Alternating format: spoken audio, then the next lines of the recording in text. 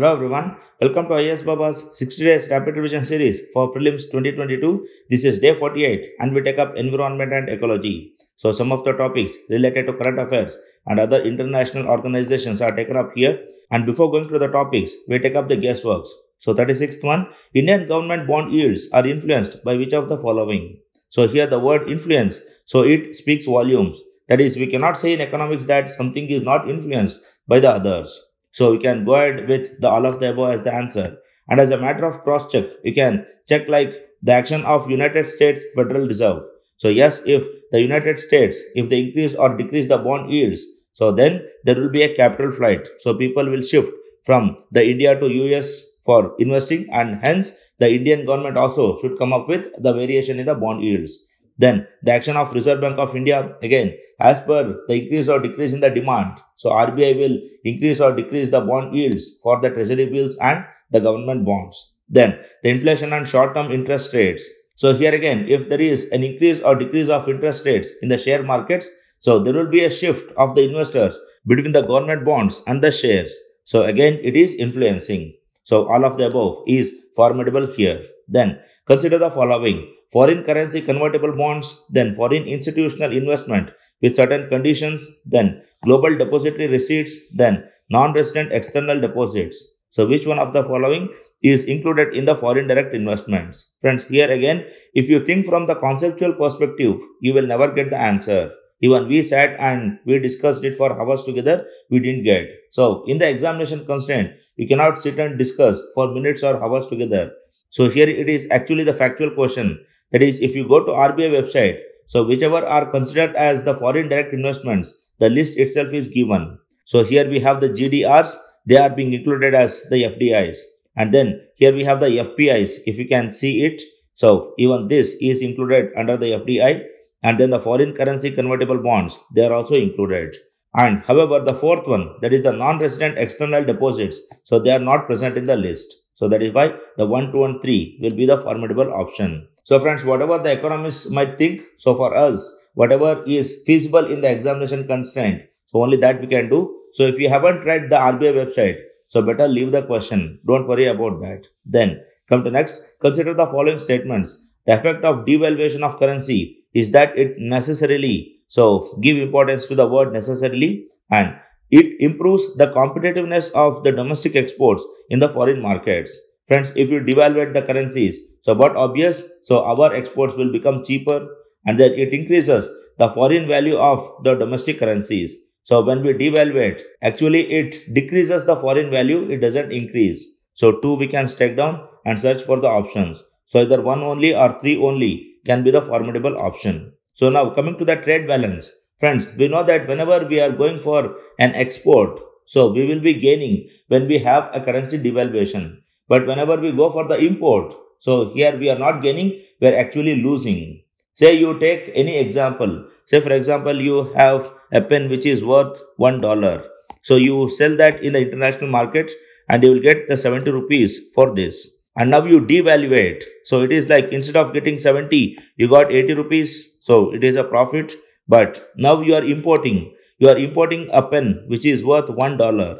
And now instead of giving 70 rupees, you will have to pay 80 rupees. So trade balance will improve only if you are an exporting economy. So an economy like India, which is mostly an importing economy, so you cannot expect the improvement in the trade balance if you are devaluating, and 1 only will be the formidable option.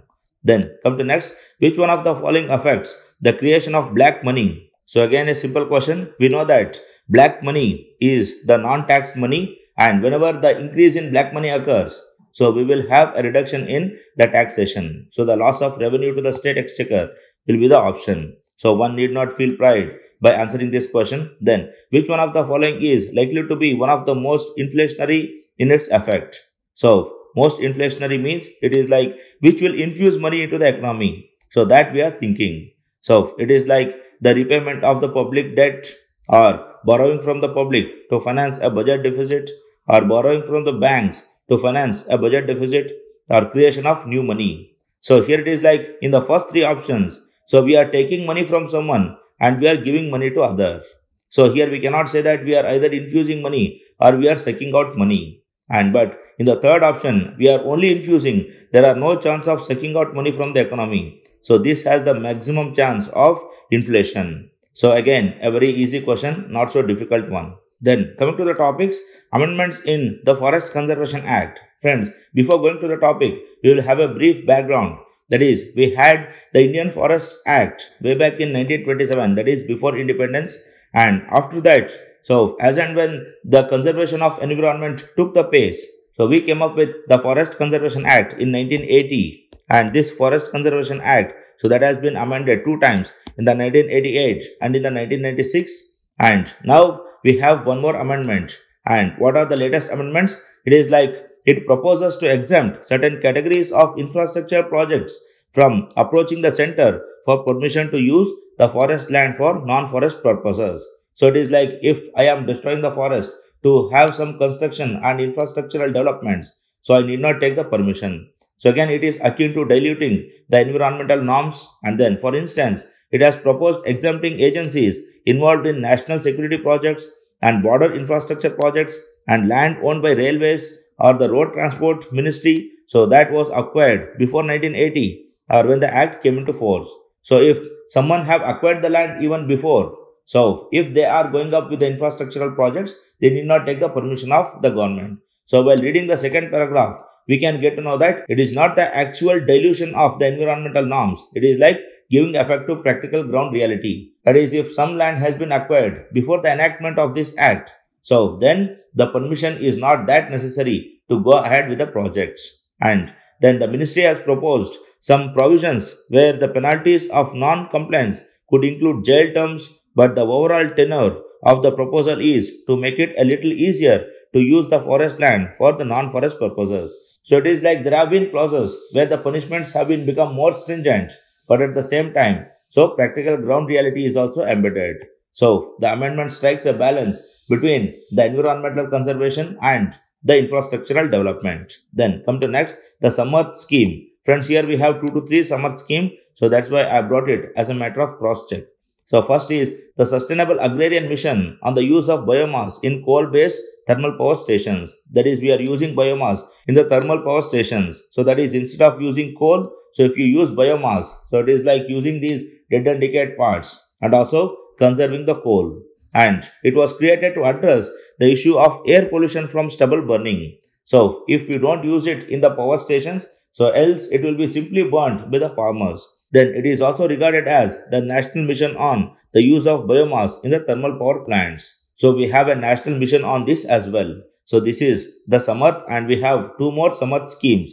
That is, the Ministry of Micro, Small and Medium Industries, that is the MSME, recently launched the Special Entrepreneurship Promotion Drive for Women. And through this initiative, the ministry is focusing on providing skill development and market development assistance to the women. So here, encouraging women for acquiring the skills which is necessary to set up MSMEs. And then, under the SAMARTH initiative, 20% seats in the free skill development programs organized under the skill development schemes will be reserved for women. So 20% reservation for women in all free skill development initiatives. Then come to one more scheme. It is the SAMARTH scheme for capacity building in textile sector. So here it is to ensure ready supply of the skilled manpower in the labor intensive textile sector. So remember, so one is for the using of biomass in the thermal power plants, and the second one is to encourage women in the MSMEs, and the third is to use the capacity of human resource in the textile industry. Then come to next, the Earth Short Prize 2021. So here Vidyut Mohan, a Delhi-based entrepreneur, won the inaugural edition of the Earth Short Prize, and he won it for his innovative technology that recycles agriculture wastes into fuel. So here the names and all UPSC doesn't ask. So what is the prize, who comes up with that prize, and what is the aim of that? So we know that the aim is to protect the environment, and the prize was given for converting the agriculture wastes to fuel, and it is an award set up by the Prince William and Royal Foundations. So it has nothing to do with United Nations, nothing to do with the government of India. It is purely the charitable one. And it is also being helped by the historian David Attenborough. Then it was established in 2020, and 2021 was the first year when the awards were handed out. So remember 2021 was the first year. Then each year 5 winners will be selected, one for each of the 5 SDGs. So what are those 5 SDGs? That is restoration and protection of nature, then air cleanliness, then ocean revival, then waste-free living and climate action. So for all these 5 awards will be given. And the 2021 Indian winner, so he won for Clean Our Air category. So these are some of the facts. Then come to next, eDNA. So some studies suggest that DNA floating in the air, that is eDNA, can help biodiversity conservation efforts around the world. So what are these eDNA? So it was found that the environmental DNA can potentially identify and track the terrestrial animals. So they can be used as the environmental indicators. And the airborne eDNA sampling is a biomonitoring approach that is rising in popularity among the biologists and conservationists as it provides abundant information. So again, it is like with the help of this eDNA, we can track the degradation level of the environment. So now what are these eDNAs? The environmental DNA is the nuclear or mitochondrial DNA that has been discharged into the environment by an organism. So eDNA can be found in the discharge of feces, then mucus, then in the gametes, then in the shed skin, or in the hairs and in the carcasses. And eDNA can be found in both cellular and extracellular forms. So anything that is released into the environment. And it is diluted and distributed in the aquatic settings by the currents and other hydrological processes. But these DNAs last only for 7 to 21 days. And we know that after that it dies down. And it can be degraded by the ultraviolet radiations, by the heat, acidity, etc. So all these are the part of biology. Again, it is a biodegradable one. And if we track this eDNA, then we can get to know like how many animals are being dying, or what kind of species are being dying. So all these indications we can get. So what are the causes for the death? All these can be investigated. So remember what are eDNAs and how they help in conservation of the nature by giving an information and by acting as the indicators of the environmental degradation. Then the Indore first water plus city. Indore became the first water plus city and Puducherry becomes HarGhardal Union Territory. So we discuss about Indore first. Indore has been declared as the country's first water plus city in the results of Swachh Sarvekshan 2021. So remember the first water plus city. So this is added as a category in the Swachh Sarvekshan 2021. And some of the key points, government has included water plus with the Swachh Sarvekshan, and it has also categories of ODF plus, ODF plus plus and water plus. So these are various categories under this Swachh Sarvekshan. Friends, we know ODF plus and ODF plus plus. So it is an upgradation like ODF plus plus says. So we have to make sure that the villages are free from the open urination. Not only open defecation, but also open urination. And also like we should have the sewerage treatment plants. So all those things. So here we have the water plus, that is clean water availability. And its main objective is to clean the water bodies, rivers and ponds in the cities so that only clean water flows in the rivers and streams. So again it is like the clean water availability. Then Puducherry has become HarGhardal Union Territory by ensuring that every rural home in the Union Territory gets a household tap connection. So here tapped water connectivity is the criteria for getting this status, that is HarGhardal status. And the UT becomes the fourth state or the UT after Goa, Telangana and Andaman and Nicobar Islands to provide assured tap water connection under this Jal Jeevan mission. So remember friends, Puducherry is not the first Union Territory, it is like fourth after Goa, Telangana and Andaman Nicobar Islands. Then the UT has achieved HarGhardal status much ahead of the target fixed. So again a proactive action from the Puducherry, which is a welcome step. Then Forum for Decarbonizing Transport. So recently Forum for Decarbonizing Transport was jointly launched by Niti Aayog and the World Resource Institute India. And World Resource Institute India is an independent charity which is legally registered as the India Resource Trust. So it is not a governmental organization. So remember that. And the forum is a part of nationally determined contributions transport initiative for Asia. And here this project, it aims at decarbonizing the transport.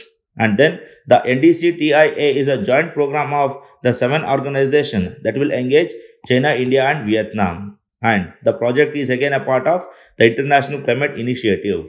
And the IKI is a key element of Germany's climate financing and funding. So, which is under the framework of the Convention on Biological Diversity. So, here too many institutions are clogging our brain. So, we will make a syllogism like thing here. Say for example, we take up the Convention on Biodiversity first, and under this, the IKI comes, the International Climate Initiative comes, and under this, the NDC-TIA comes. The NDC-TIA is a joint initiative of the China, India and Vietnam and the organizations of China, India and Vietnam, and within that we have the Forum for Decarbonizing the Transport, which is led by World Resource Institute and Niti Aayog. So if you remember in the form of concentric circles, it is very much easier. And moreover friends, in the environment, like there will be several stakeholders who will be funding, who will be giving technology, who will be giving the administrative advisors, so all those things. So all these are common in environment and ecology. Then coming to next, the Deep Decarbonizing Initiative, that is the IDDI. So IDDI is an initiative of the Clean Energy Ministerial, and this Clean Energy Ministerial is a global coalition for the public and private organizations who are working to stimulate demand for low carbon industrial materials. And in collaboration with the national governments, IDDI works to standardize carbon assessment and establish ambitious public and private sector procurement targets. So when we procure raw materials, to what extent these raw materials, they have the carbon footprints. So that is what is being measured and monitored here. And to incentivize investment into low carbon product development and design industry guidelines. So we will use the raw materials with less carbon footprint and we design the materials with less carbon footprint. So as simple as that. Then the supporting countries for this IDDI, it is like UK, India and Germany and Canada.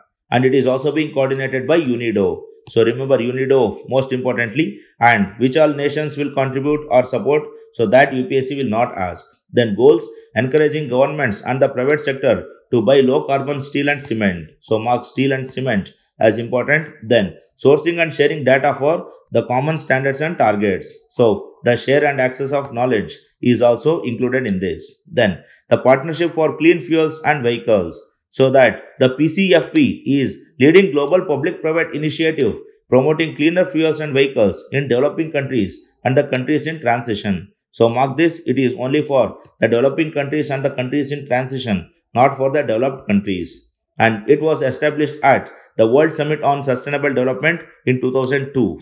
So mark this as important again. Then the PCFV brings together 73 organizations representing developed and developing countries, then the fuel and vehicular industries, then the civil society and leading world experts on the cleaner fuels and vehicles. So again it is friends, so many stakeholders are there here. Remember the important ones, that is the stalwarts, and anyhow in the exam we have the guesswork with us. Then these partners are the driving force behind the PCFV and many accomplishments have been taken up here. So this is a brief account on the PCFV. Then come to next, the water commodification. So here it is like a special report here on the human rights to safe drinking water and sanitation for the United Nations. So inform the UN General Assembly that the water is not a commodity and financial asset to be exploited. So here what we require is the water commodification as a concept. Say for example, some say that it has to be commodified. Some say that it should not be commodified. Why there is a dilemma like this? Say now, if you consider a Bisleri water bottle, it is commodification of water. Or say for example, you have water derivatives. So that is again a commodification of water, that is pledging your water derivatives in the share market. And so these kind of commodification should not be there. And water is not a commodity, it is an asset. So it is naturally available. But however, seeing the exploitation of water, one school of thought says that water should be commodified. Only if you charge something for the usage of water, only then we will get an awareness that water is precious and it should not be wasted. So say for example, water meters, if we install in every household, so then the water will be conserved in every household. So remember the debate and understand the concepts. So that is more than sufficient for us. And here we have some of the facts for water commodification, that is in the Chicago Stock Exchange. So water derivative was introduced and that was called the NQH20. So such type of water commodification in the share markets is not necessary, but for the awareness creation, so some sort of commodification is necessary. Then come to next, the blue curtain. So this technology is being used for the first time in India to stop plastic from entering to Yamuna river. So it is a non-invasive solution to stop plastic from entering the oceans. So how? That is, in this, ships and fish can pass through the air bubbles, but the plastics will be stopped. And the bubble screen is created by a specially designed air tube which is placed diagonally on the bed of the canal or river. And it brings waste to the surface and channels the plastic into the banks where it can be extracted. So how it actually works, friends? So it is like, say for example, this is the river. So here diagonally we are having a bubble curtain. So physically we have a chain of bubbles here. So these bubbles are bubbles, friends. Any ship and fish, if they come, they can tear into these bubbles and they can move forward. But plastics are lightweight and they cannot tear into these bubbles. So what they will do? So they will move along this line and they will come and settle in the edge. And in the edge, these plastics can be skimmed out and it can be removed. So this is how the bubble curtain works. Then the bamboo oasis on the land in Drought. So Khadi and Village Industries Commission launched the bamboo oasis on the lands in Drought project in Rajasthan. So this project bold seeks to create bamboo-based green patches in arid and semi-arid land zones to reduce land degradation and prevent desertification. So it is like wherever there is a drought region, we are coming up with the bamboo plantations. So a simple concept. And bamboo is a grass, fast growing and typically woody, and it is distributed in tropical, subtropical and mild temperate zones. So here basically it is the bamboo is one kind of crop which can be grown in varied kind of climates. So that is why the bamboo project is being taken up. And India is the second only to China in terms of bamboo diversity. So we also have a good varieties of bamboo plants and that is also advantageous. Then benefits of bamboo cultivation, that is conserves water and reduces evaporation of water from the land surface. And it is ideal for rehabilitating degraded soil with its unique ability to stitch and repair the damaged soils. So here it is like it can repair the soil and it can reduce evaporation. So mark these two as important. And other benefits anyway we have, like plantation of bamboo is akin to planting any tree which can act as carbon sequestrator or any other things. So remember the BOLD project and then the Great Green Wall program. So the Great Green Wall is an African-led initiative with the UN Convention for combating desertification. So remember it is African-led and it is under the UNCCD and it aims to restore the degraded landscapes of the Sahel from Senegal in west to Djibouti in the east. So it is actually working in Africa. Then according to FAO, for every dollar invested into land restoration through the Great Green Wall program, so that yields an average return of $1.2. So for every dollar we are getting 1.2, that is 0.2 is a profit. Then once complete, the Great Green Wall initiative will be the largest living structure on the planet and it is 3 times the size of the Great Barrier Reef. So here it is like they are constructing a Great Green Wall from Senegal to Djibouti and this will act as the carbon sequestrator and can also bring in economic benefits as well. So remember the Great Green Wall program and then the GloLitter Partnerships project. So GloLitter Partnership project was launched by the International Maritime Organization and the FAO. So remember the two organizations, the FAO and the IMO. And the government of Norway provided initial funding for the project. And the project aims to help the maritime transport and fishing sectors to adapt to a low plastic future. And to achieve this goal, this initiative will assist developing countries to apply best practices for prevention, reduction and control of the marine plastic litter. So the GloLitter means it is basically concentrating for the marine plastics. So here remember the aim of the program and who are implementing the program. So that is more than sufficient. Then the 30 countries will be participating and India is one of the participating countries. So remember such statements whether India is a member or not is the hotspot of UPSC. Then the project will promote compliance with the voluntary guidelines of the MARPOL Convention, that is the Maritime Pollution Convention. Then it contains regulations against discharging plastics into the sea. Then further protecting the maritime environment is also SDG. So not so serious a fact. So remember MARPOL, India is a member and then FAO and International Maritime Organization. That is more than sufficient. Then the Uronema Africanum Borge. Friends, this is an algae that has been discovered and this has been having a potential to biodegrade the plastics. So we have one solution for the biodegradation of plastic sheets here. And this belongs to microalga family, and this is found commonly in Africa, Asia and Europe. And this algae will release some polysaccharides which will slowly degrade the polymer. And whenever we experimented, so this algae, it degraded some polyethylene sheets. So that is why we have found that it has got the potential. And here it is like these low density polyethylene sheets. So they are highly resistant for the degradation. And if this algae is degrading a polyethylene plastic, so it will be of great use in environmental sciences. And the study says that the polyethylene sheet was completely biodegraded within 30 days. So again, a very great initiative. Then come to next, the virtual water. So IIT Guwahati team recommends virtual water analysis for better water management policies in India. So what is this virtual water? It is the water involved in production and trade of the food and non-food commodities and services.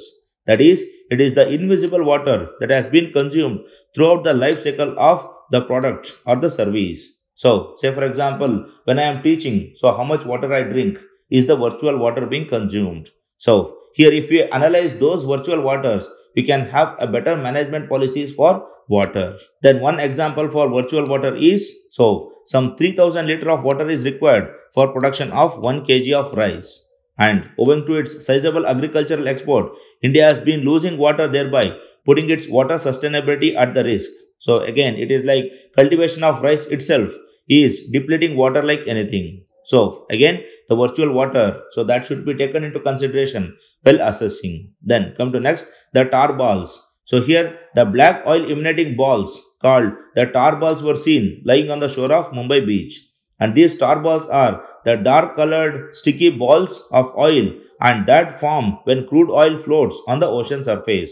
So when the crude oil floats, so they will get dried up and they'll get converted into the balls, and these will float to the coastal areas. And here we can see those tarballs, and they are formed by weathering of the crude oil in the marine environments. And some of the balls are as big as a basketball, while others are the small granules. And they are transported from open sea to the shores by the sea currents and waves, and most of the time the presence of several tarballs indicates an oil spill.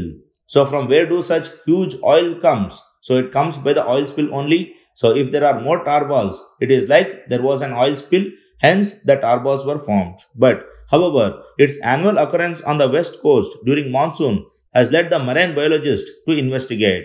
So once or the others, if the oil spill comes, so there is an increase, but every year if it is increasing, so there can be other reasons also. So the investigation is going on, and once the researchers do that, we will update. So these are some of the topics. Then come to the last part. Friends, we have been seeing that millions and billions of dollars have been spent for conservation of environment. But instead of all these, so one thing we have to do is leading a simple life.